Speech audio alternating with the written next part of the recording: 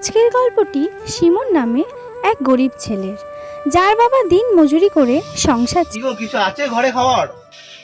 না গো, ঘরে কিচ্ছু নাই। মা মা আমি পেরেছি। মা আমি না কলেজে ফার্স্ট ক্লাস পেয়েছি।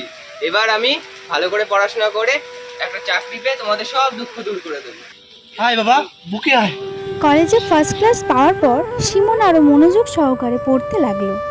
দেখতে দেখতে 1 বছর কেটে গেল। সিমন প্রথমবার পরীক্ষায় বসেছিল। পরীক্ষাটি এত ভালো হওয়া সত্ত্বেও যখন লিস্টে সে তার নাম খুঁজে পেল না, তখন সে নিরাশ হয়ে গেল। মা আমার না এবার চাকরিটা হয়নি।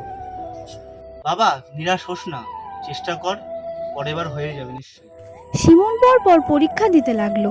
পরীক্ষা ভালো হওয়া সত্ত্বেও সে পাশ করতে পারেনি। গরিব বলে তাকে নিয়ে সবাই ঠাট্টা করতো। সব টাকা দিয়ে হয়ে যাবে, ওই যেটা যাচ্ছে ওর তো কিচ্ছু হবে না। এতবার পরীক্ষা দেওয়ার পরেও সে পাশ করতে পারছিল না।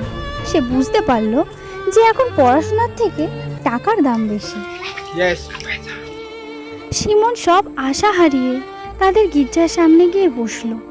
ঠিক সেই সময় এক বৃদ্ধ লোক তার কাছে এলো এবং তাকে বলল, বাবা তুমি নিরাশ হয়েছো কেন? তুমি ঈশ্বরকে বিশ্বাস করো, সব ঠিক হয়ে যাবে।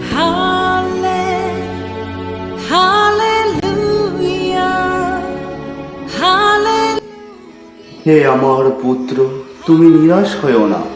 যে আমার উপরে আশা রাখে তাকে আমি কখনোই নিরাশ করি না।